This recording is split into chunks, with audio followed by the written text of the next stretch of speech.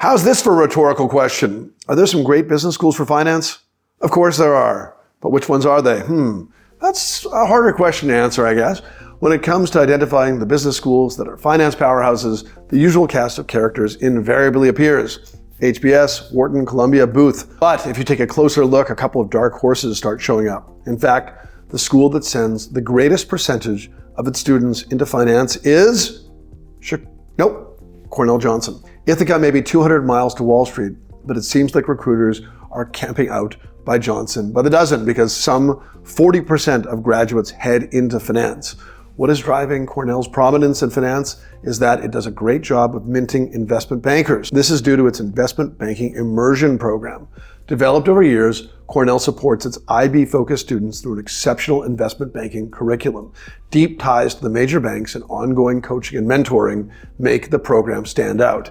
If you want to get a job as an investment banker, Cornell just may be worth the extra look. Unless, of course, you like the city, in which case think about NYU, as almost 30% of the class goes into investment banking and the financial sector is at its doorstep. Ironically, if you're focused on investment banking, then maybe the place not to go is Harvard or Stanford. That's right, both of these schools send far less graduates to banking than many lower-ranked schools.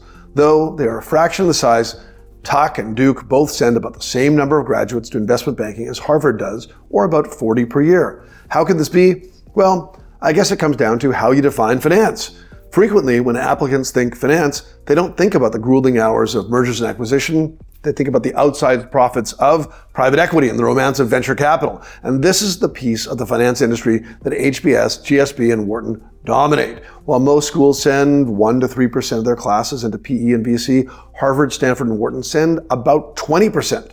Wow. But if you start pulling those numbers apart, the story's a little more nuanced. MIT sends a lot of folks into VC, while the road to PE from Booth is pretty well trodden. Let's even go a little bit deeper. Kellogg and MIT are not finance schools, right? Well, maybe that's true. 17% of Kellogg students and 23% of MIT students study finance. But if students do study finance, half of all students at Kellogg and 38% of all students, finance students that is, again, at MIT, go into PE and VC. These are far higher percentages than those at the preeminent finance school, Columbia Business School. So why is this? A few reasons. First off, most private equity and venture capital firms don't formally recruit at any school. It's rare that they hold information sessions, interview on campus, or sponsor events. They're generally too small and their jobs are too much in demand. Rather, it's a profession of connections, a true life example of not what you know, but who you know. Second, you need to understand the path into this lofty world of PE and VC.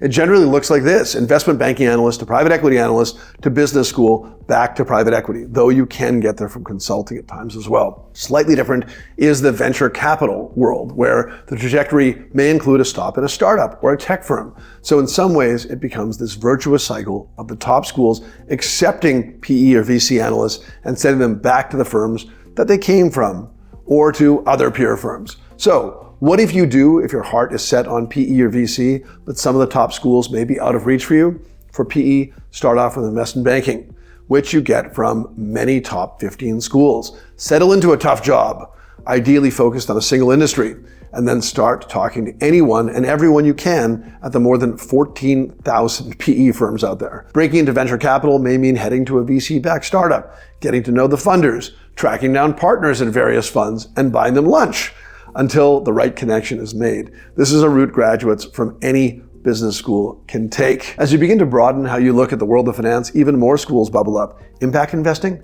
Think Yale and its new Ming Impact Investment Fund, actually run by students. Asset management? Go to Texas, UCLA, Darden, and actually manage millions of dollars in real assets.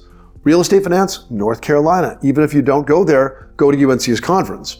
And if you're thinking about corporate finance more broadly, budgeting, corporate structure, cash flow, you can get there from practically any top 30 business school. So what is the best school for finance? The short answer is it depends on what you mean by finance, and for that reason, it may not be the school that you think.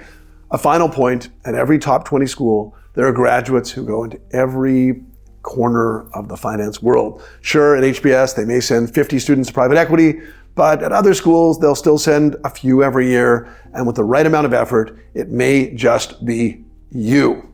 Okay, that was pretty exhaustive, but if you actually want more, please check out our insider's guides for more information on each of these schools.